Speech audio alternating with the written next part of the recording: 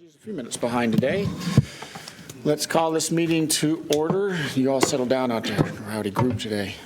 Let's see, today is November 15th, and let the record show that all three commissioners are present. Little heads up about our next advisory committee meetings. The BIAC at the airport, the Bellingham International Airport Advisory Committee. Next meets November 10th. Is there no December meeting? Must not. Did anybody know about that? All right, we might not have a December meeting for the BIAC stand. Call 676-2500 if you want to hear about the next meeting schedules for the BIAC and also the technical airport advisory meeting. The Marina Advisory Group is next meeting Tuesday, December 13th at 6 p.m. right here in this room. All right, so did anybody eventually sign up? Nobody? All right, so anybody want to say anything during public comments today at all? All right, we'll wrap that up and move to our consent agenda. And Lindsay, if you would, please. Okay. A motion to approve consent agenda items A through D. All right, any quick discussion about anything there, Mr. Robbins? I have nothing at this time. Okay, Mr. Briscoe? All right, therefore, hearing no problem with this consent agenda, all in favor say aye. Aye. Aye. Mr. Briscoe? Mr. Briscoe, I didn't hear your vote.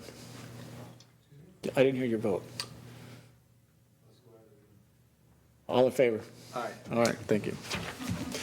I want to make sure I understand what you're asking. Okay, we are going to move to an action item, and I don't think we need to belittle any of these items too much tonight because these two guys have to get down to Tacoma this evening. So let's get through them as we can. Mr. Mitchell. Oh, I'm sorry, Lindsay.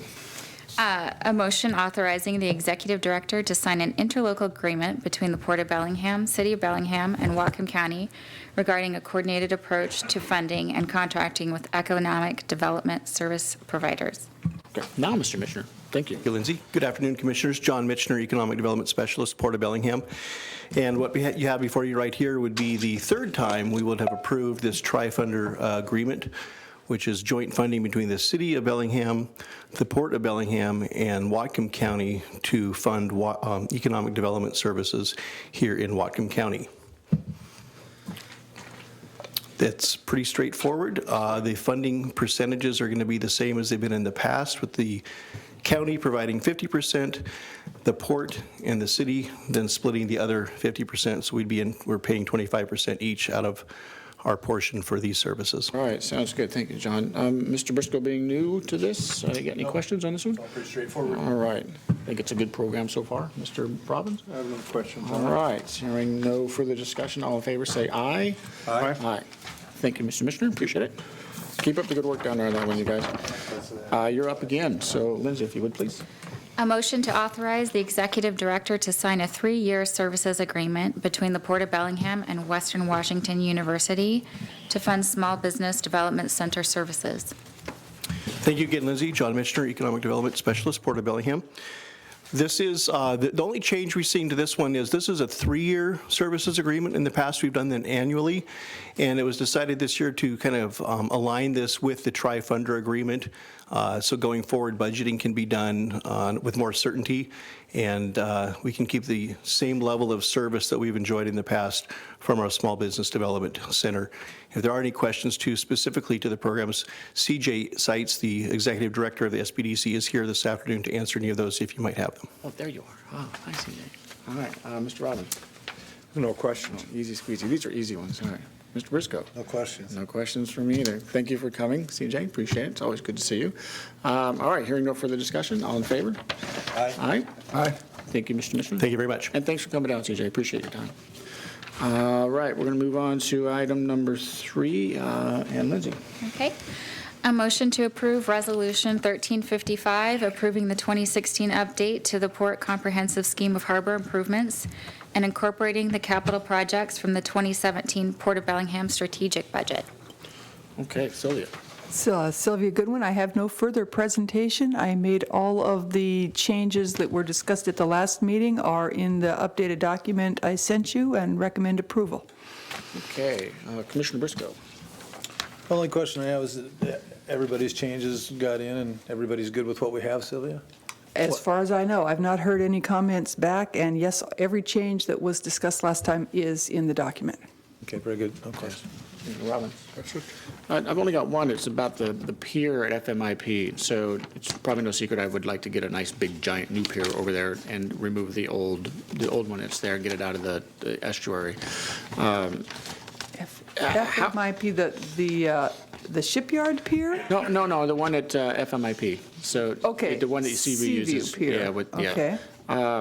When forget it. We'll talk about it later. Yeah, In the that's okay. event that we get funding for that, or that you want to appropriate money, it would probably require a budget amendment. We could amend the comp scheme at the same time. You just have to have a hearing on it.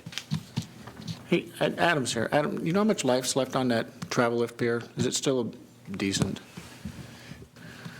You know, we haven't had that evaluated in quite a while, but we have looked pretty carefully into what you're proposing, a longer pier reaching out into deeper water. And it's a bit expensive. We looked at it quite a while ago and has some challenges. Yeah. I believe we just put new decking on that in the last couple of years. Didn't we just I redecked that thought we entire? did something to it, but Yeah. I don't know how good it is, so. Yeah, Shirley shaking her head yes. We decked it. I don't think we did anything structural, but we did put new decking. Yeah, and we have repaired the bulkhead in that area just in recent years. So I probably have, 8 or 10 years to work on this, so we're good. I think you're correct. Okay. Question for Yeah. you, Commissioner. Yeah, Why do we need more length? To try and get depth? bigger one. Oh, bigger. Bigger one. Bigger lift. Yeah, the one that's there, what's he hauling, 30 tons, 30, something like that? 35, I just heard. 35 tons. Yeah. Yeah, I want a bigger one. Yeah, and that one's in the estuary, and it's old, and it won't haul more, so. Careful when you're talking about old. Sometimes old is wise, but not always. Maybe we'll do a little bit of research on that and report back to you at another meeting. Oh, no rush, I'm sorry for bringing it up today. Okay, any further discussion, gentlemen? Okay, thank you very much for Thank you. incorporating everything, and all in favor say aye. Aye. Aye. Aye. And let's see, action item number 4, if you would please, Lindsay, and Adam, you're up. A motion to authorize the executive director to increase the contract contingency with Ram Construction General Contractors of Bellingham, Washington, on the Bellingham Shipping Terminal Stormwater Improvements Project for an additional 9% contingency in the amount of $142,421 for a total authorized contract amount of $1,883,122. It's a lot of money, clearly showing our commitment to this terminal. Yes. Yes, we are. Thanks, Good afternoon, Commissioners. Adam Fulton, Director of Facilities. There's a couple of additions we'd like to make to this contract. As you can see, this is the pier there, and we have a potentially incoming tenant that's going to require us to make some modifications to the site, and specifically, there'll be some fencing to add along here, along with the gate for passage, some fence modifications down here, again with the gate for trucks entering off of Cornwall. There's some stormwater drainage that we need to reconfigure in this area. Already in the contract is this yellow line, this overhead power we're going to run in that will run to a debarker. Strips the bark off the trees, then the logs are then stored in this rectangle area here until they're eventually shipped out. And there is one other thing. Oh yeah, shown on the next, right in this area, shown on the next slide, are a number of monitoring wells that we need to decommission in that area. Those additions total right around $70,000. And it is beyond the scope of the contract, so we need to add that in order to accomplish those things for the tenant. The other issue we have is there are two utilities that need to be moved. This was recently discovered, although it would not have changed if we had known it 6 months ago. We'd be doing the exact same thing. There is a water line and a sewer line. Let's grab that there. Right through there. And at current, they actually do not meet code. Even at current with the existing grades, they do not have the required cover over them per the City of Bellingham spec. That is exacerbated further by us lowering the grade, and now we have to relocate those utilities in order to get the correct amount of cover over them. I can show the commission a slightly more technical drawing here.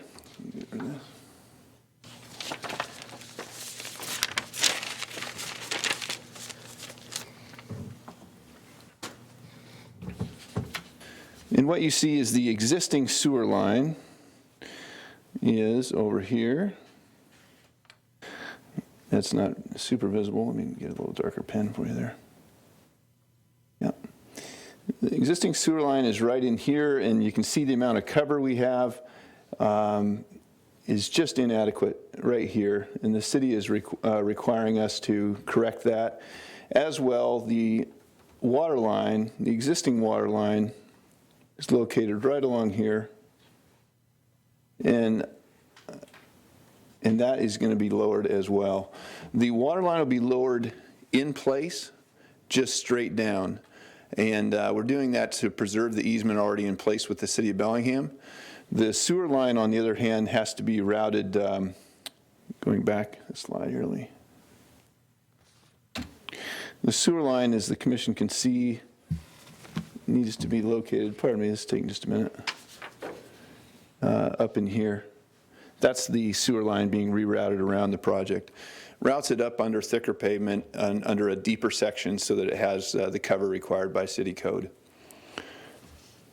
Those are the two changes we need to make to this contract, and it is the reason we need a little more contingency to do so. One, to accommodate the needs of the tenant coming in, and two, to get these utilities moved out of the way. Do the commissioners have any questions? Commissioner Rob? The whole, both those projects are the 142,000?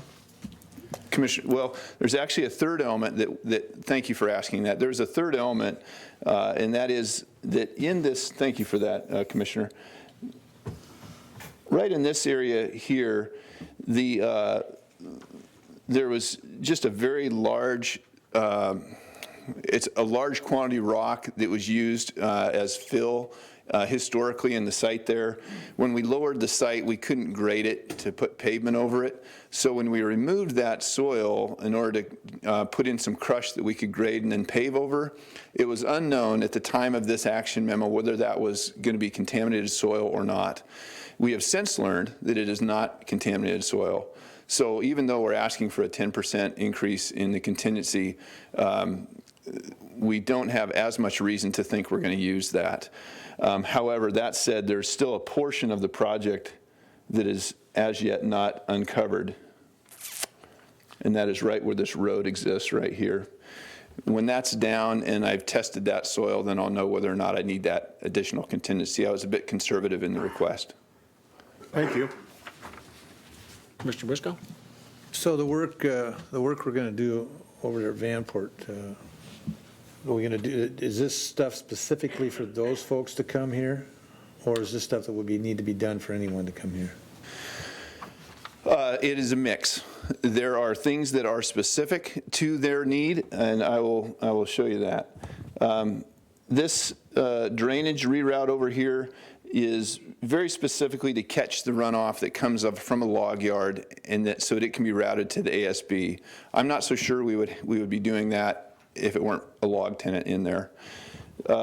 This fence and this fence, those are things we would be doing regardless. This shipping terminal is under what's called MARSEC, or Marine Security rules, so it needs to be partitioned off from non-MARSEC areas. So this fence is required to do that. Likewise, though, the right here are what are called rumble strips, and those are when the trucks get loaded with logs and then are about to make their circuit as such. Then they get dropped off, and then they route back. So when they leave this area right here, they need to have all the debris shaken off them as best possible before they enter our shipping terminal. So those rumble strips are custom to the new tenant. I guess the reason I'm asking is we don't have that tenant in hand firmly yet. So is this stuff after we have that, or is it just going to move forward? So can you, I mean, most of the cost here, I think, is stuff we would have done regardless of the tenant. The stormwater stuff, the water drain, those are all not related to the tenant. So, I mean, throw a rough percentage on it. Is 80% of this related, not related to the tenant, and 20 is related, or? Yeah, I would say that's accurate. The utility move is a pretty good section of this, probably 60% of that money. I would say there is probably another 20 to 30%, such as the fence and these monitoring wells that need to be decommissioned. Those are just things that we have to do. But like the rumble strips, those are pretty custom to this tenant. As far, the commissioner asks about the sequence and whether we can hold off on making these additions until we have the bird in the hand, and I think that's prudent. So, Very good. Thank you, Adam. So Adam, the drainage swale in there, where's the stormwater going right now? yeah. So right now, there's actually right now there's kind of a high area about there, and so the water from here just more or less follows straight out, and the water over here kind of follows straight out. Actually, this water over here gets pinned into this catch basin and then into the ASB. But this water here, my understanding is that just sheet flows out. So in order to get this half of the Vanport site into the ASB system, I'm sorry, opposite. To get this half of the Vanport site into the ASB, we needed to catch that water that would be currently sheet flowing to the bay. So it's not a bad idea anyway, even if they're not here, because we'll be catching more stormwater and keeping it out of the bay. Yeah, I believe the commissioner's correct on that. Okay, cool. They have a debarker. I know it's not part of this action item right now, but I didn't know they had a debarker. Somebody asked me about the debarker. It came up again. The last time we talked with the quorum, there was a conversation about debarker, but I don't recall anything about this debarker. Anybody know anything about the noise this thing makes?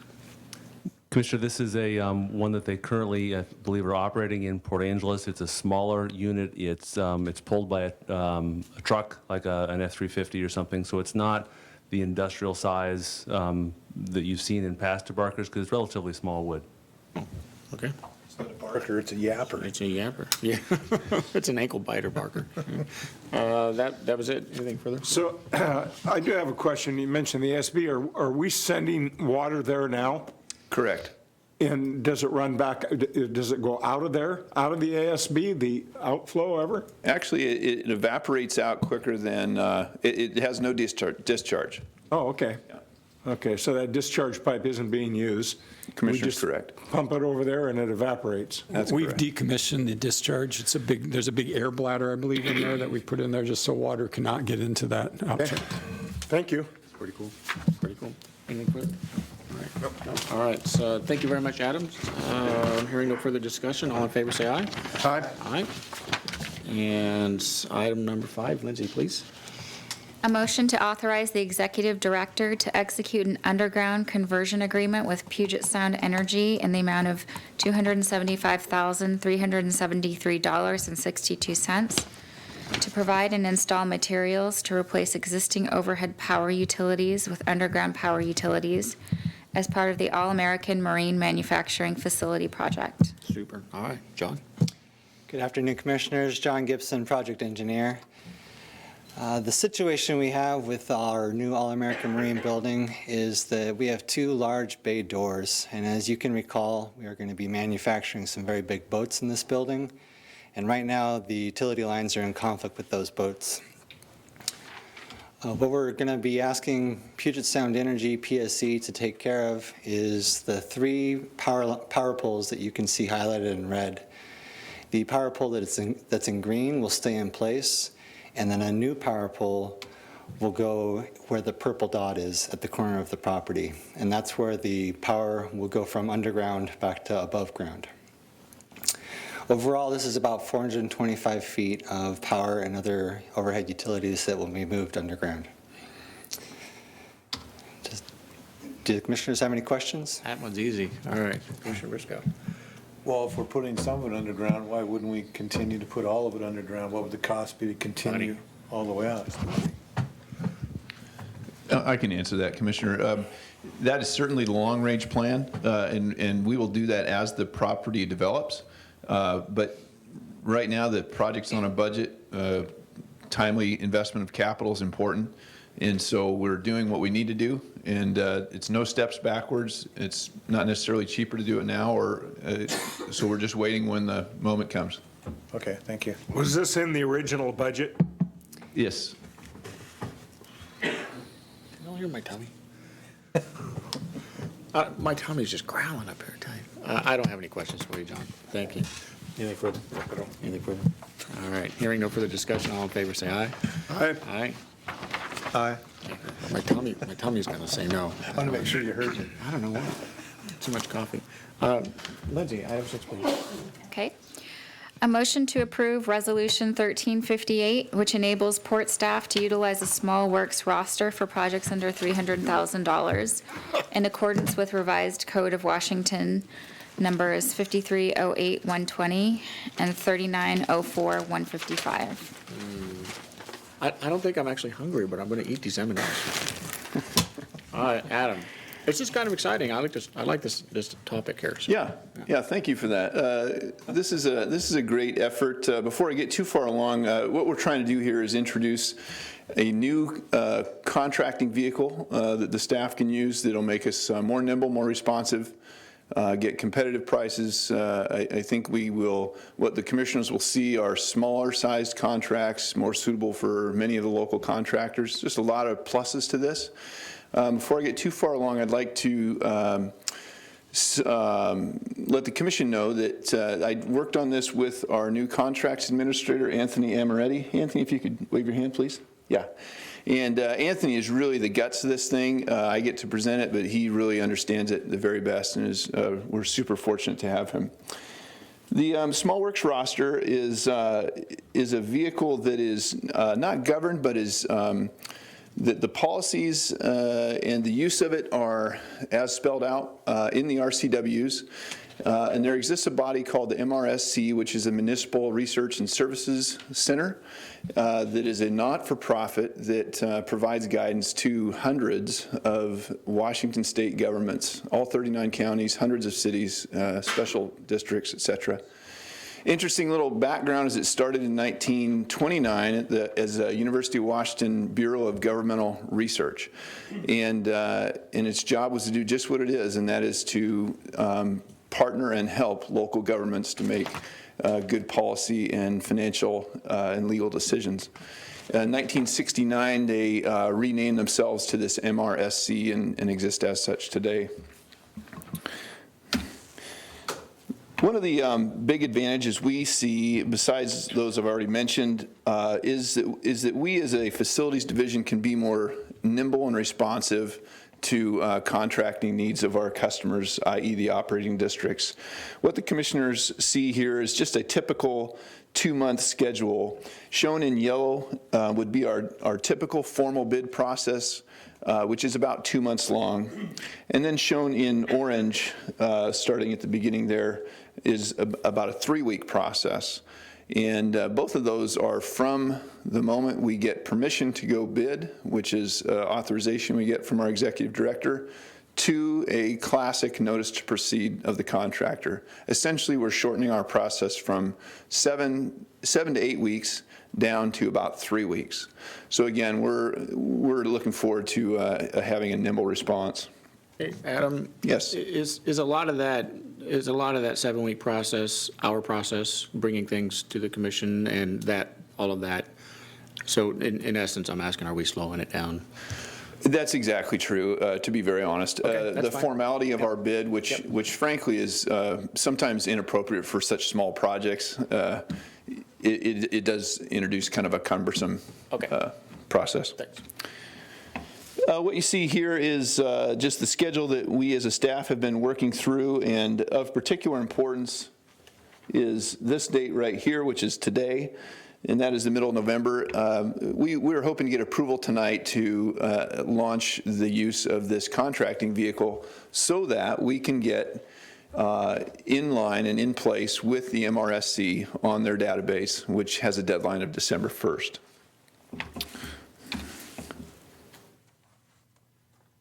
The commission should know that staff did some research on this. What makes the Small Works roster a viable tool really hinges on increasing the authority, the current spending authority of our executive director. With the help of Sherry Gautier at our front desk, she is a very smart and very diligent and persistent woman. She called up, there are 78 ports in Washington State. We had about 61 of them belong to the WPPA. We contacted all 61 of those, got responses from about 50. The last 10 were just such small ports that they really would have no effect on this research. And what we did was we compared the size of the port with the current spending authority of the executive director. We used as a measure of the size of the port their gross operating revenues, which is what the commission sees in this column here. So you can see the Port of Seattle and Tacoma are just 4 and 10 times larger than anyone else in the state.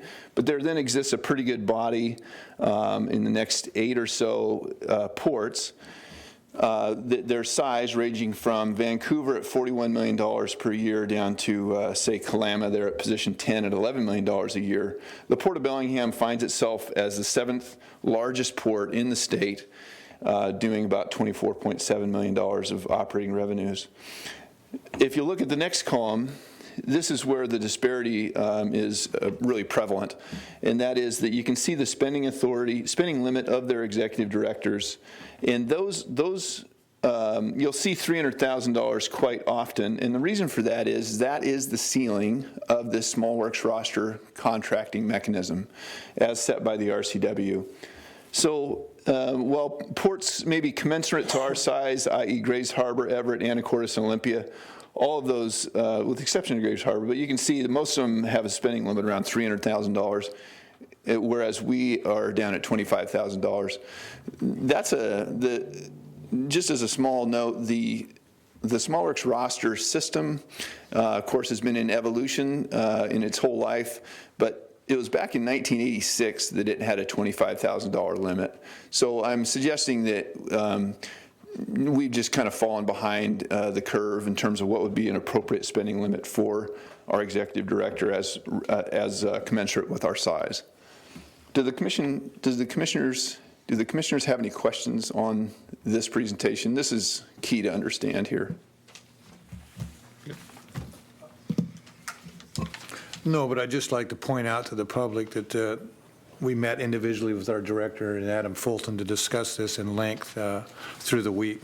So this is, we have seen this before. It's not the first time we've laid eyes on it. So I do not have any questions because my questions were answered during those meetings.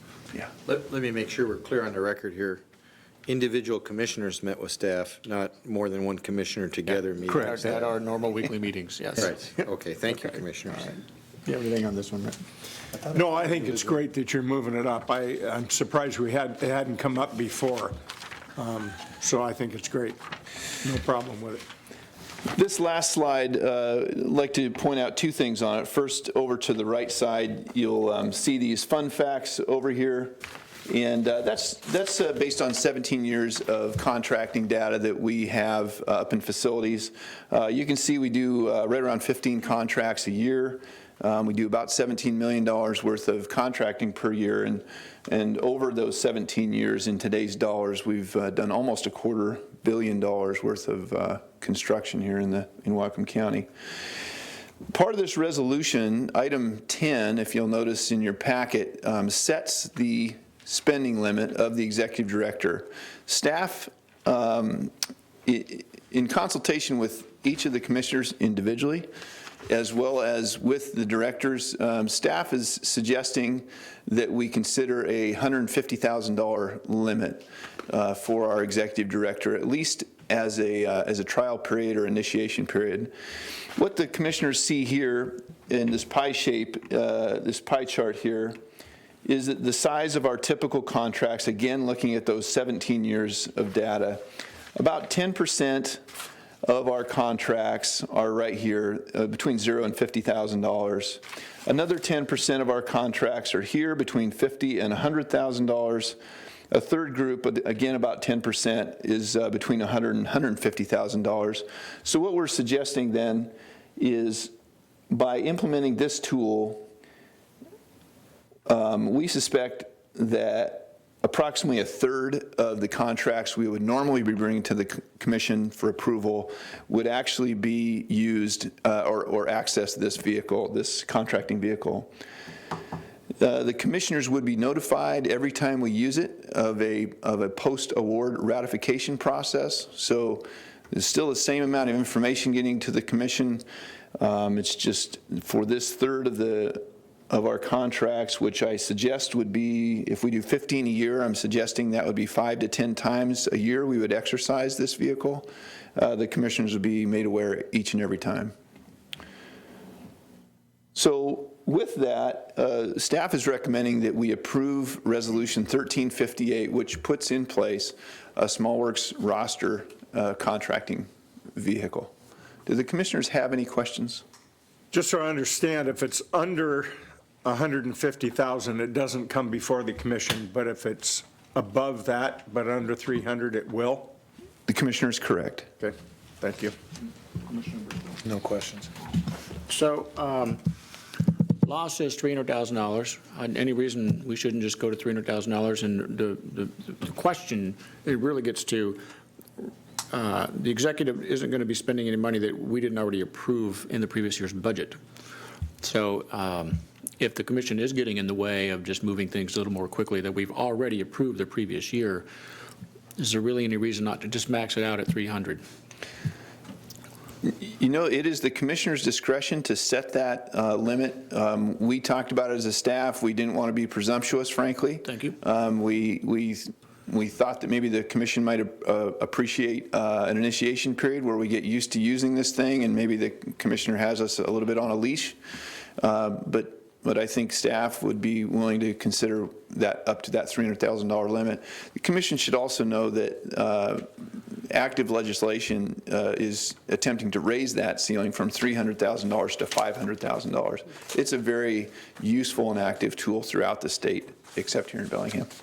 Commissioner McCauley, if you're suggesting that, I would certainly go along with it. Sure, I would like to amend this action then and suggest that we raise it to the maximum 300 as the law allows, if you're okay with that. I am.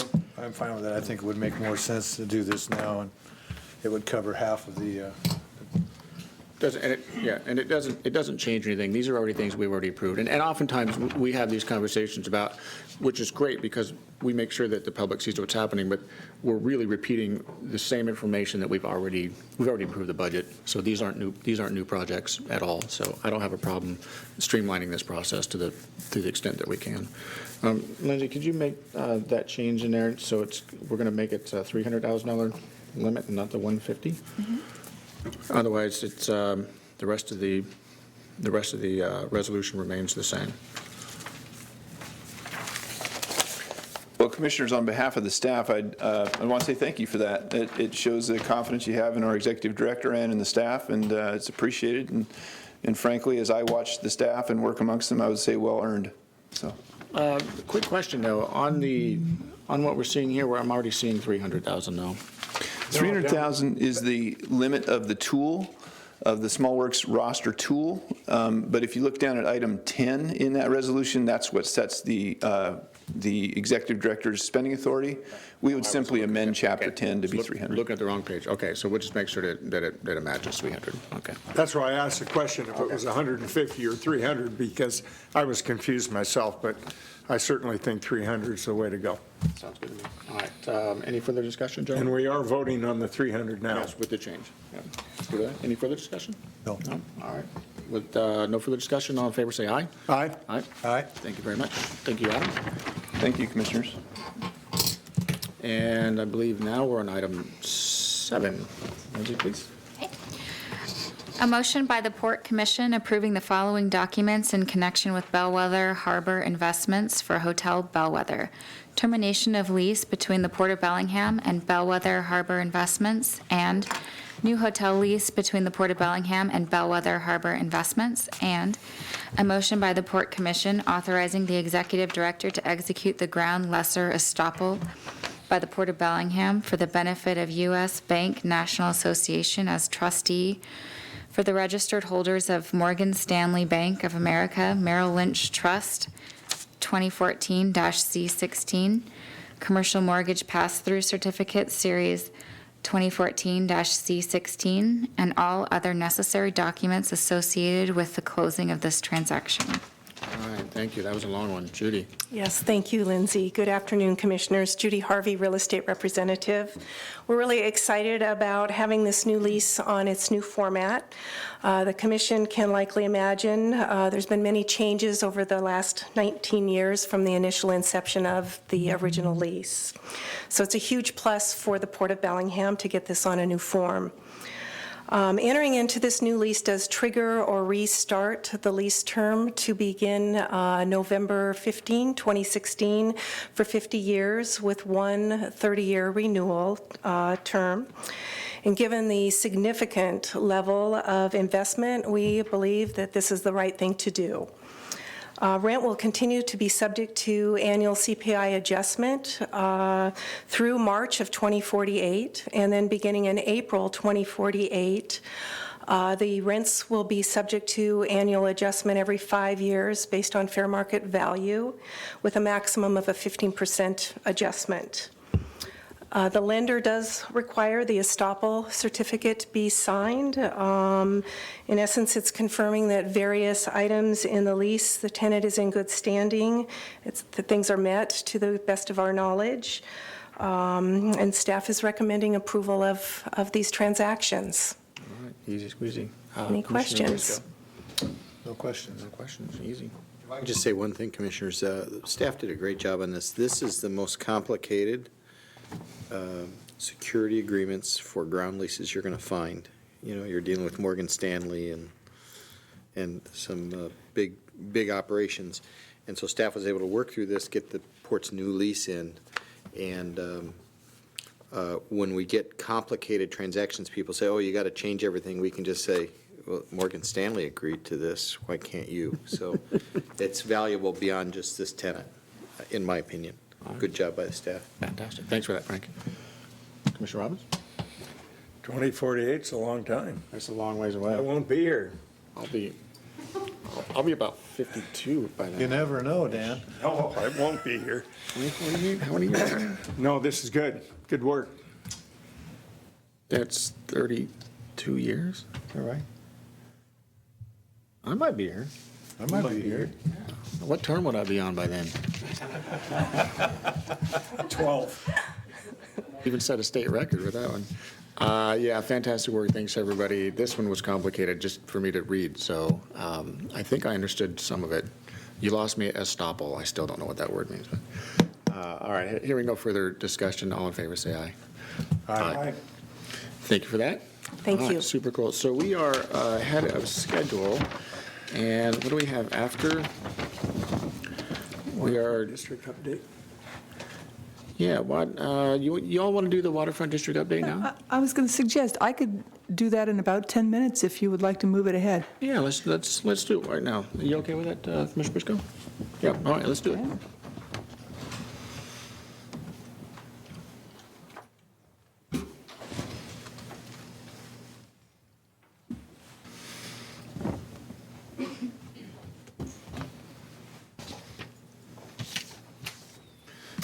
Sylvia Goodwin, Planning and Development Director, and this is we've been trying to do weekly or monthly updates of the waterfront district. Not a lot has changed since the last time we updated you. I would like to, I guess, open my PowerPoint first.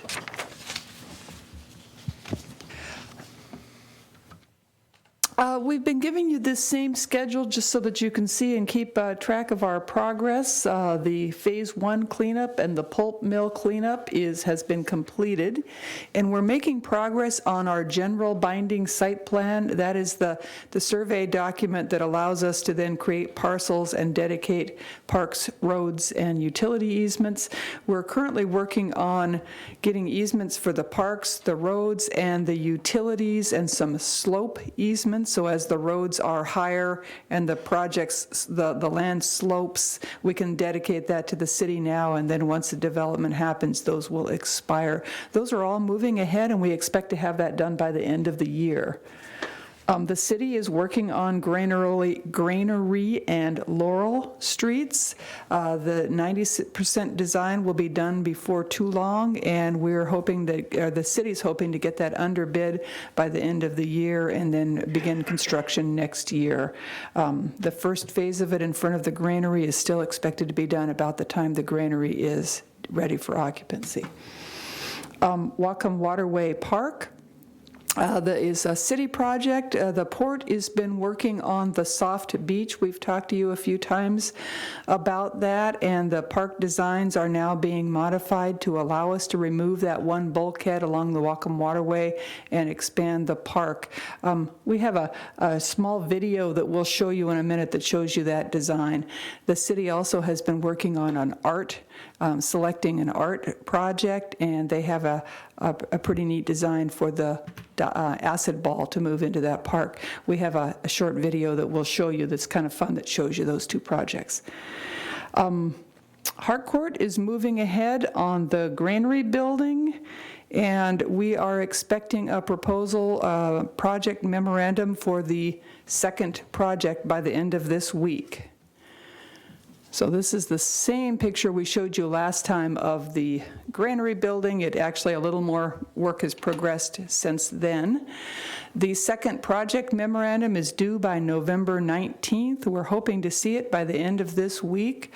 John Reed tells me he'll be here at the beginning of your evening session to give you a really short update on where they're at on that. They are talking about the 2 residential blocks along the Whatcom Waterway. They will have below-grade parking, ground floor commercial, and construction is proposed during 2018 and 2019. They are hoping to have it open and ready for occupancy by 2019. And again, once we get that proposal, then the city staff and port staff will both have to review it. There is a design review process. It will go through a technical review process at the city to make sure that it meets all of the codes and that there's fire lanes and view corridors and all of those. And it's a ways before there will be actually building permits and construction beginning. But the proposal will be the first step, and we're looking forward to see it. The Harcourt Vision Plan, we've talked to each of the commissioners individually between last meeting and this meeting, and it seems that we have some general concurrence to move ahead with preparing an application for a sub-area plan amendment, subject to some changes to this vision plan that we're going to work on. We have not redone the maps yet. We still are working with city staff and our own staff to get this done. A few of the changes that we talked about were, okay, the arrow, oh, here we go. We heard from several of you that this park through the log pond area should be at a much later stage, that needs to move over closer to the cogen so that we don't encroach on that industrial area, because we want to be able to use that for industrial for quite a few years. So we'll work on making that change, narrow it up, and move it over. Again, this is all changes that we will propose. Ultimately, the city and port will work together to approve what we approve.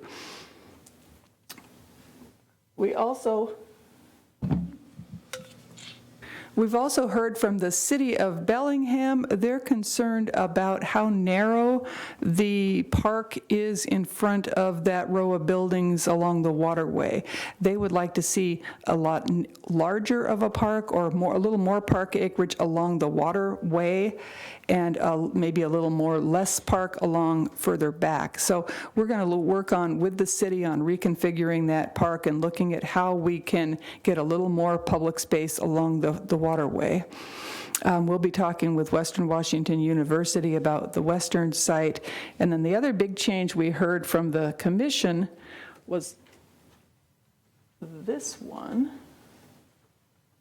that we want to make sure that the boundary of the site does not encroach much further than it currently is into the log pond, to make sure that we keep as much land as possible for industrial use and to support the shipping terminal. So we will continue to work on that. So Leah, this image here, this is a Harcourt image, not a Port of Bellingham image? This is a Harcourt image Okay, still. We're starting with the Harcourt Vision Plan. We are working on some port maps that we will then become the basis of our application to the city.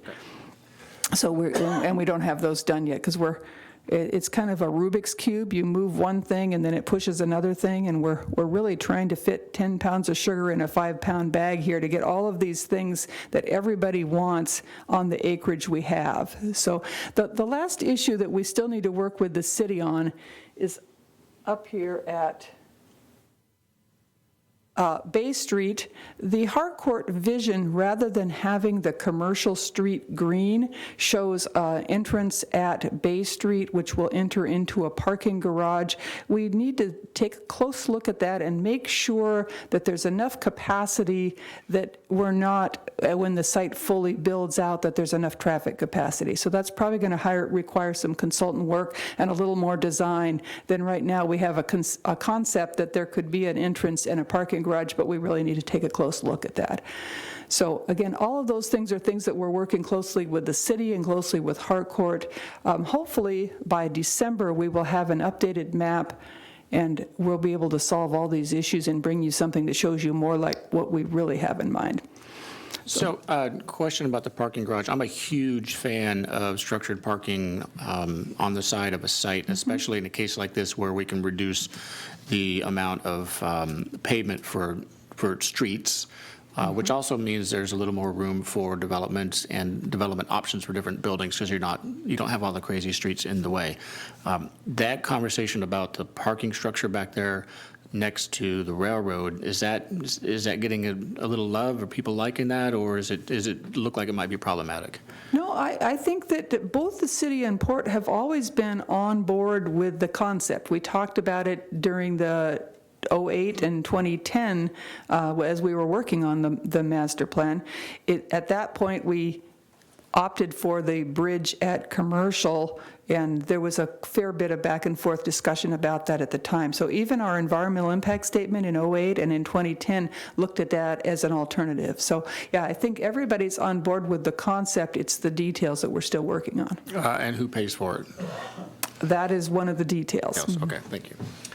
The second building that Harcourt is working on is it the Gateway Commercial Building is shown here, or is it the Waterfront Residential? It's the Waterfront Residential, two Waterfront Residential buildings, and you'll be seeing a brief snippet of information about that at 5:30. Thank you. And then if we have we have 2 minutes of a video that Mr. Hogan could help us tee up. It's kind of a fun snapshot of what's happening with the site, and it'll be a good way to end the afternoon session. I do have a question. Yes. On the parking on the waterfront residential buildings, it says below grade. Is that how much below grade? The floor of the building will be at the exact elevation of the sidewalk, which is 21 feet above sea level. So it'll be below, you won't see it, you'll have a ramp down into it, and the ground floor of the building will be at street grade. And the back by the Gateway Commercial, the parking back there, is that going to start at grade and go up, or is that below grade also? Oh, I'm sorry, back by the Gateway, it will probably start at grade and go up, but those are the details we have to think about. There's about a 30-foot bluff there, so there's room for about 3 stories of parking, and then the entrance could be at grade up at Chestnut and Bay coming into it, and then the bottom would be down at grade at the back.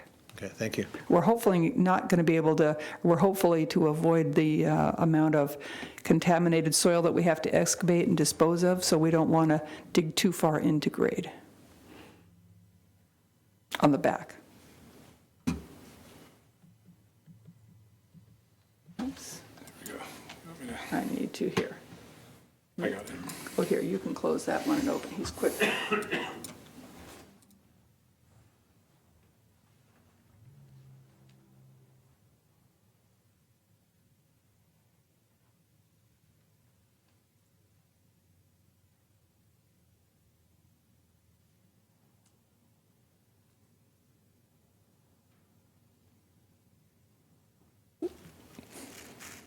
disappeared.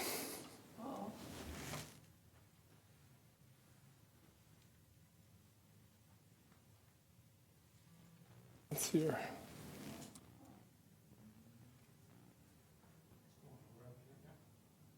Yeah.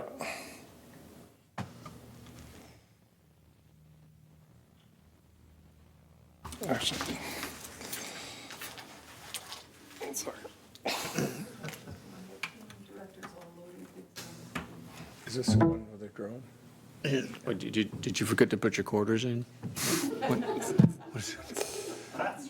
Speaking of which, why do we have a payphone at the Port of Bellingham? Dan, is that your payphone? What location?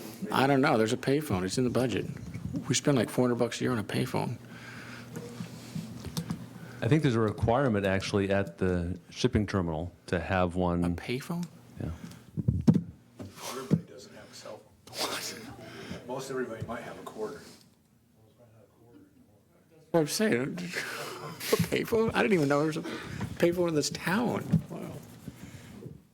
You know, the cool part is next time somebody asks me where there's a phone, I'll tell them it's down at the shipping terminal. Can anybody right. get in there to use it? I think we're ready to rock. Thank you, Mike.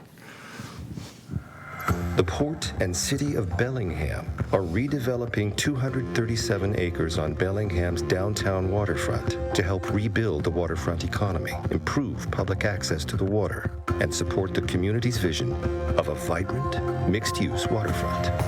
Most of Bellingham's downtown waterfront was historically used by a pulp, paper, and chemical plant, which ceased operations in 2007.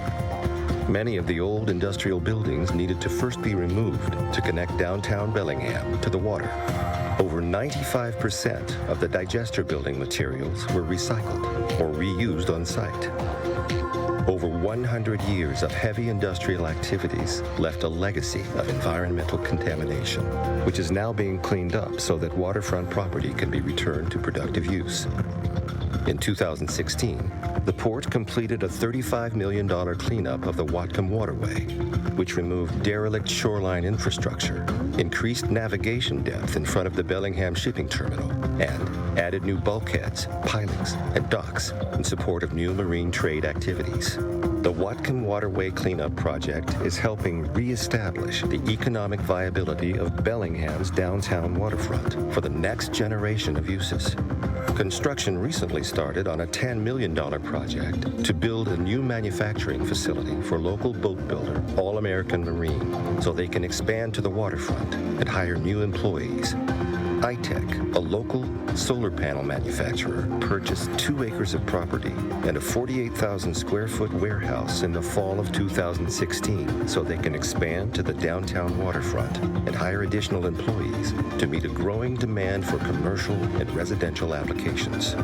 This project will add 125 jobs to an increasingly vibrant downtown core and have a positive impact on the surrounding downtown businesses to support the community's vision of a vibrant, mixed-use waterfront and improve public access to the water.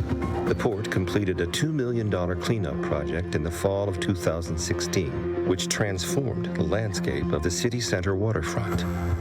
Construction is now underway on the first mixed-use building, the adaptive reuse of the iconic Granary Building.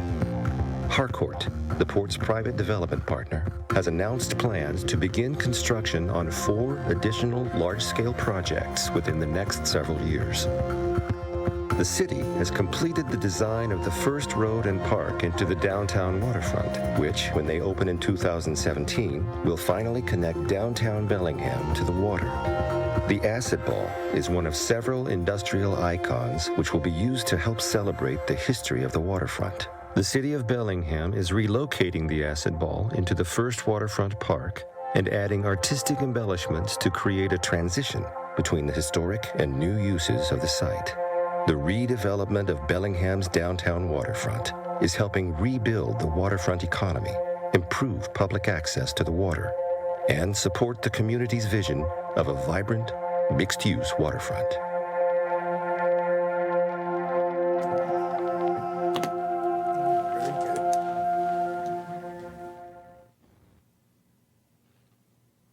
Thanks, Mike.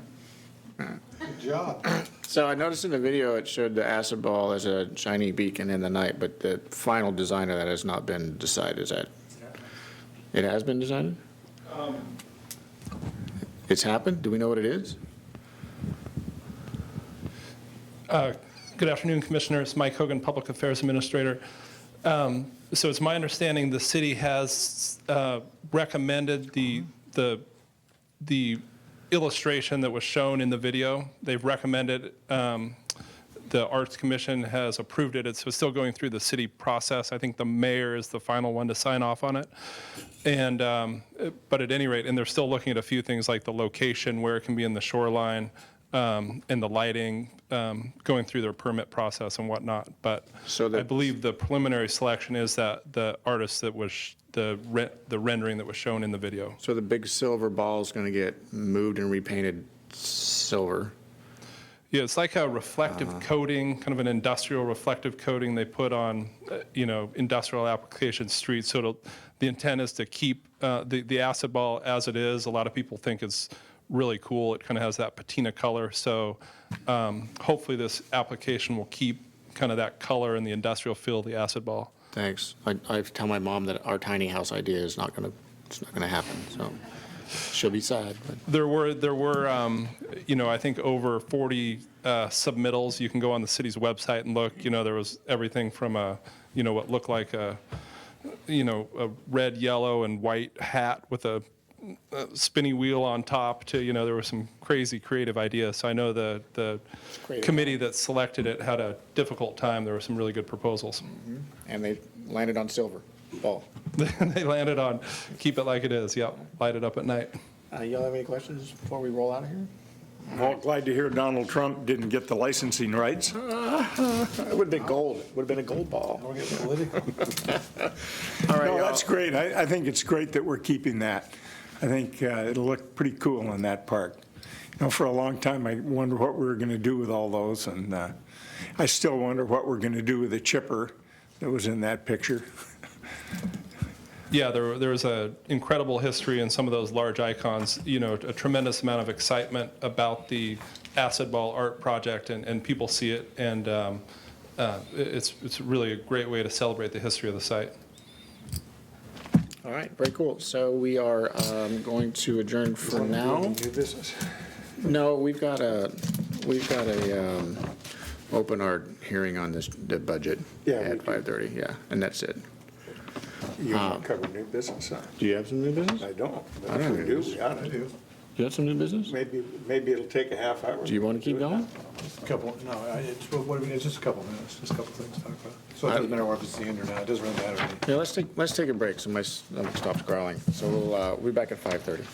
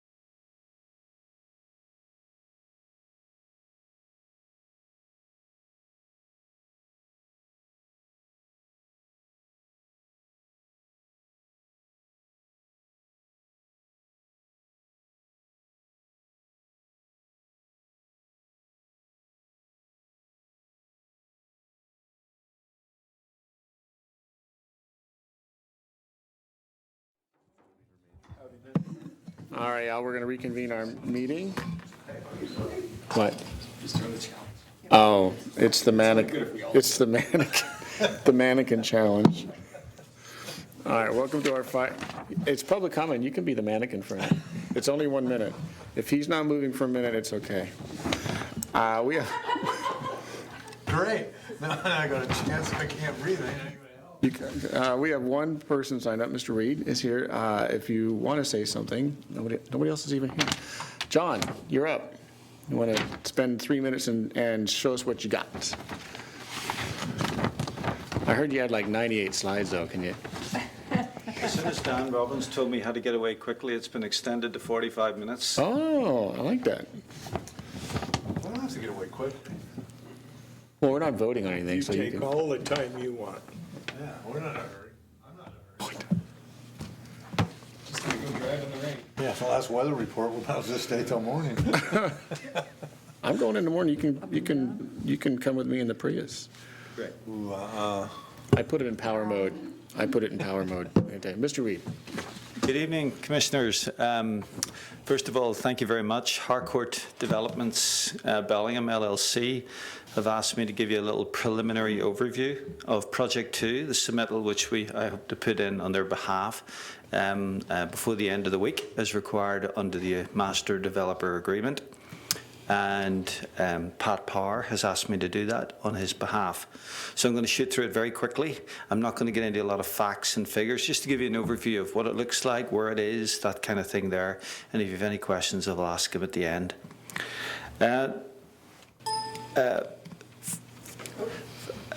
First thing I want to show you is really the intention. It is a strip along Whatcom Waterway is where it's identified, and we've been working extensively with Sylvia Goodwin, who I'd like to say thank you very much again. Without her help, I wouldn't have advanced all this through your regulations and rules. So it's a great thank you to Sylvia for all her help. But it's in a strip of land defined as a development pad along Whatcom Waterway between Greenery Avenue there. And there's a concept developed of a series of residential blocks, of which the first two are the intended Project 2. It's hoped that there might be some others in the future, but a lot of that has to be agreed and developed in detail with the city. So Project 2 will be 2 buildings, so to speak. And what you see in the screen there is the 2 buildings with one of the digester tanks put in the middle on the avenue centred on East Maple Street. They will be it'll be a step-down arrangement, which Pat Doherty has been very keen to do from the very start, working really from the concept of the bluff down to the water, that the buildings on the waterfront should be slightly different and maybe a slightly more fractured geometry, and maybe step down, broken up in scale, residential with terraces and lots of glass, and something that is quite interesting. If you look at it in terms, this is a sort of a combination of the vision plan and the sub-area plan 2013. And if you look up towards Whatcom Waterway, you will see 3 blocks in blue there. And it's the first 2 blocks to the right, so they have no impact on the view corridor analysis established by the sub-area plan. They're approved for mixed-use development, and that's the 2 that we're going to focus on, which is really from the end of the new Whatcom Waterway Park up to what I call the first walking street of the vision plan, with the axis of East Maple Street carried through. And you see that little circle or dot there, which I would love and hope to place one of the digester tanks in there with sort of an artistic reinterpretation of that. Go on, there is the building pad defined by the city. There's the 110 feet building pad depth. That's the zone of development that has been agreed in principle. There is the axis showing East Maple Street, the walking street, the 2 blocks centred in and around that. That is the 2 blocks developed, which is essentially a U-shaped development of apartments with a terrace on the first floor. This is a kind of an artistic concept of showing the step-down arrangement of the terraces from 3 stories on the water going up to 4 and 4.5, and using one of the tanks as a kind of visual kind of icon and tower, and what will be the access down into a basement car park. And Thank you. that's about it. Thank you very much. Wow, it's the last one. No, you had more, didn't you? No, I was asked to keep it very short and very brief. I could give you a ton of statistics if you'd like. If you'd like me to deliberately hold Dan Robbins, I can do that as well. Do you have any questions for John Wozniak? No? You got anything quick for John Wozniak? So when does this, I know you've got some deadlines, so when does this get more fleshed out and we can dig into some details? Well, the project memorandum is completed. The drawing brochures is completed. I can submit it in the next couple of days to you. And after that, after your consideration and approval, we could go straight to the design conference application with the city, because it is all subject to city approval, of course. But I've had some preliminary consultations and things look okay. Fantastic. And a lot of folks ask about heights, so there's no proposal in these two buildings that is at all at odds with the master plan and what's been discussed and approved already Absolutely in regards not. to heights and view corridors and all that. Absolutely not. Those regulations have been drummed into me, into my brain, of the height limits on the waterfront and Greenery Avenue, and we don't wish to challenge any of those. Perfect. All right. Thanks, John. Appreciate it. Okay. Thank you. Thanks for the update. Thanks, John. Nobody. Paul? Nothing? Okay.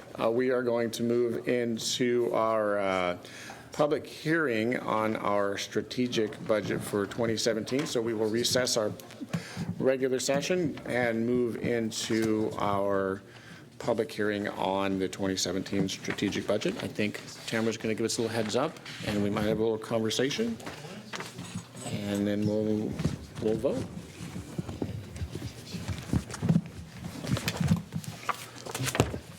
I can keep yammering if you need more time. No, we were just going to do a public hearing, and then I have a presentation. All right, so anybody from the public here to talk about our budget for next year? We must be nailing it perfectly. This is great, y'all. Great. Thank you. When the staff get it this right, that's amazing. All right, we will then close our public hearing, and can we close, or do we need, what's some? Yeah, okay, so we're going to close our public hearing and then move into an action item and talk about our budgets. So number 8, Lindsay? A motion to adopt resolution number 1356, approving the 2017 strategic budget, and resolution number 1357, authorizing the regular property tax levy and declaring a substantial need to maintain the maximum levy capacity. Okay, now we move into our conversation. Thank you. Tamara? Good afternoon, Commissioners. Tamara Sobczak, Director of Finance. As Lindsay mentioned, we're asking the Commission to approve two resolutions today. Number 1357 authorizes the tax levy and protects the future banked capacity, and Resolution 1356 approves the 2017 budget and sets the tax levy. So where do we get to the final budget? We started with the draft budget that was published on October 24th. The Commission heard public comment yesterday and lack of that today. So any adjustments that we've identified will be incorporated into that draft to become part of that final budget. And we just identified just a handful of adjustments that I want to lay out tonight. The first one, we removed some items from the asset replacement budget to the tune of $33,500. That adds budget back into it. We removed a capital item to gravel a lot in Blaine. That added $100,000 back into it. We also removed the capital item, the shipping terminal pump out and grant.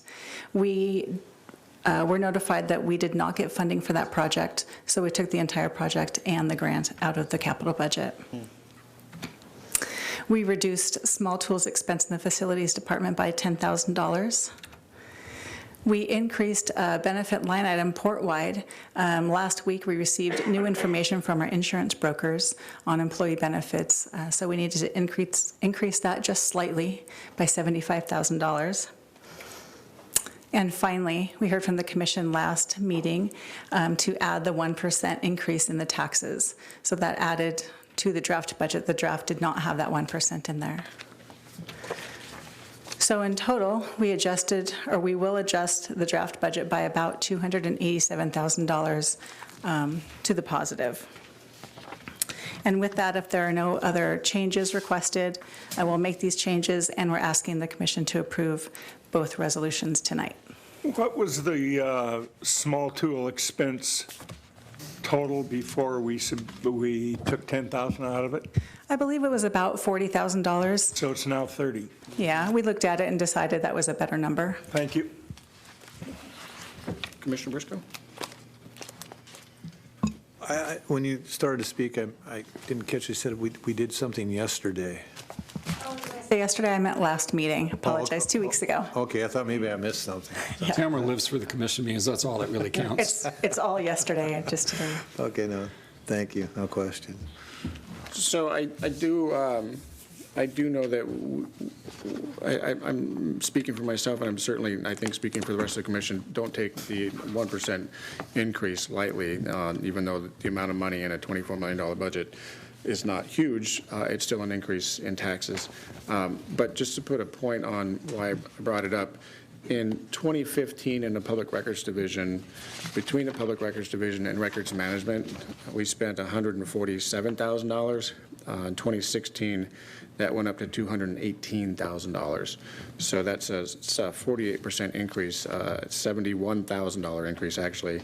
And you can see that this additional tax to make sure that we are meeting what the public has asked us to do as far as public records, we're not even recovering that in the taxes. So it doesn't seem like a lot of money, and it's not quite covering the increase in the Public Records Division, but I certainly appreciate that we thought about it, and it's not an easy thing to do, but I think it's a necessary thing to do so. I agree. You know, one thing that I found really interesting is in going through the whole tax structure is the fact that we set the amount of what we want the tax to be. It's not on the millage. And most people think the millage, if your house goes up in value or your property goes up in value, your property tax goes up, that you're paid to the port, and that's not the case. And so the 1% does make sense. The time you may not do it is when property values are going down. But I was surprised that the port in the past hadn't done it more often, because it doesn't even approach wage increases or public record request costs or any of those costs, all the expenses we have that go up. We don't get an increase. We haven't in 8 years until this point, which you would think if your property goes up in value, you should pay a little bit more. In the past years, in most cases, you haven't.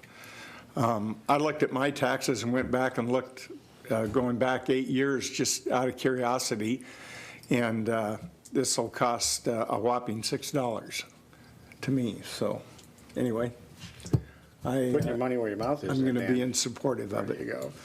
You know, that's a good point, though, because it puts. I think it shows all of you folks and the executive are doing a great job, that, you know, managing to do all the work with all the additional things that have been put on in the last 8 years with no increases in taxes. So that just shows good management here at the board. So. Thank you, Commissioner. And I return the compliment because it's your direction. And we've actually, in the last 8 years, reduced taxes. When I joined the port in 2008, we were collecting about $7.2 million, and we're down to about $6.4. So even with this increase, we'll be well below where we were 8 years ago. And I want to challenge your math a little bit. I'm thinking it's 60 cents to you. 60 cents. I'm sorry, you're right. It is. It is. I cents. said $6. It is 60 cents. You can put $6 in if you want. No, that's good. That's right. It is 60 cents. We could use the 540. We'll take the 540. It was such a small amount. It's crazy good. That's correct. So, any further discussion on this? Commissioner Briscoe? No. Nothing at all? All right, so I have a pile of questions that I want to dig into later, and I think I'll be meeting with you next week when we make an appointment for that, but tonight I'm okay with moving forward like this, so. Okay. Fantastic. All right, hearing no further discussion, all in favor say aye. Aye. Aye. Aye. Okay, so if you weren't here earlier today, we moved our waterfront district updates to our before 5 o'clock hour, since we had a little extra time in there. So we are now at new business. Commissioner Briscoe, any new business? I saw we had another member of the public come in. They didn't know if they got here late, needed to do. Did you have any testimony you wanted to give, Eddie, or speak to anything? No? Okay. Yes, I do have some new business. Sounds good. our Maritime Museum, under the stairwell in the cruise terminal, not very highly visible for our community in Whatcom County. I'd like to maybe look for a better place on port property for that to be, so they can get some of their stuff out of the storage areas they have it in and dust it off, and the people in our Whatcom County can see some of the maritime heritage, which includes your logging operations over the years and your fishing operations and all the things that have made Bellingham what it is and our waterfront what it is. I would like to ask my fellow commissioners if we could maybe seek out another spot on port property until maybe such time that maybe Harcorp Developments may combine something into their area over there to put, so that we have a permanent place for the Maritime Museum. We don't have anything permanent now. They're by month under the stairwell. And I would like to get them out into a larger area if we can find one, so they're more visible to the public and the people can enjoy that heritage. And living month to month, not knowing if you're going to have to box your stuff up and put it in storage somewhere isn't really the way I believe a maritime museum should be presented to our county. There you are, Shirley. That, what I think it's generally referred to as the kiosk at the Bellwether, is that still empty? No, Commissioners, that space has been leased, but that was one area that we thought might be kind of a high profile. Yeah, it's been empty so long, I thought, might think of it. Anything else? Any thoughts on this, just off the top of your head?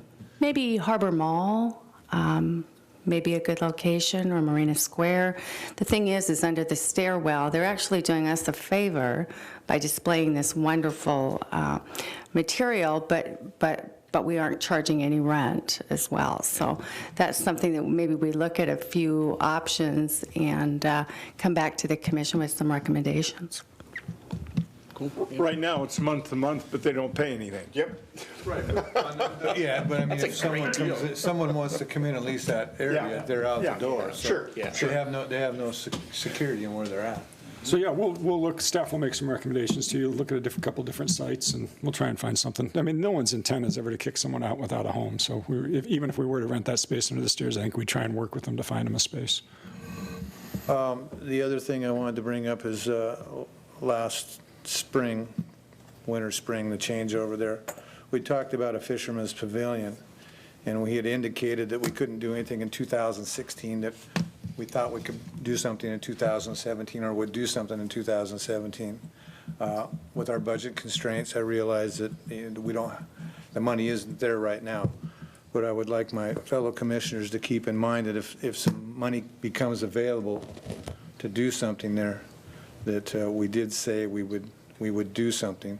And I don't like to say we're going to do something if we don't do anything. And I don't like that. So I'd like to follow through with a fisherman's pavilion, if possible, if money arises for some reason that we have some money to use towards that, which would mean we would have to try and figure out where it's going to go and how much it's going to cost and how big it would be, so that if money did arise, we could move forward.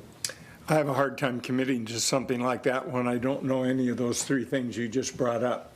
What's it going to cost? What's it going to look like? Where's it going to go? Well, that's what I was asking that we do. We do those things so that we know, and then if money is to arise, we can talk about doing it or not doing it. Is that in our scheme? I'm not recalling it specifically. Sylvia Goodwin, it's not specifically mentioned in the scheme, but it's allowed in the scheme. And I think there's some words that may create a mechanism in the scheme that helps us pay Yeah. for that too. Okay. Well, I don't know about paying for it, but it's broad enough that it would be certainly allowed in that area that we talked about. Okay. Thank you. Is that it? Yes, that's All it. right, super cool. Mr. Rollins? All right, nothing from me today. Rob? You? No? Nothing? You sure? Frank? I do have one other thing. Okay. I thought that's my play. That's your deal, I'll be yeah. back. I'll be back next year. Since I've come to this office, I have been very impressed with our staff. They answer to the call all the time. They do a very good job, and I would like to commend the entire staff on that, and our director. Thank you. Thank you. Wow. Jeez, get teary-eyed. Remember, you can't quit yet. Why not feel like the Maytag repairman, a 50-year what are we going to do? He doesn't have to bring his stuff to No.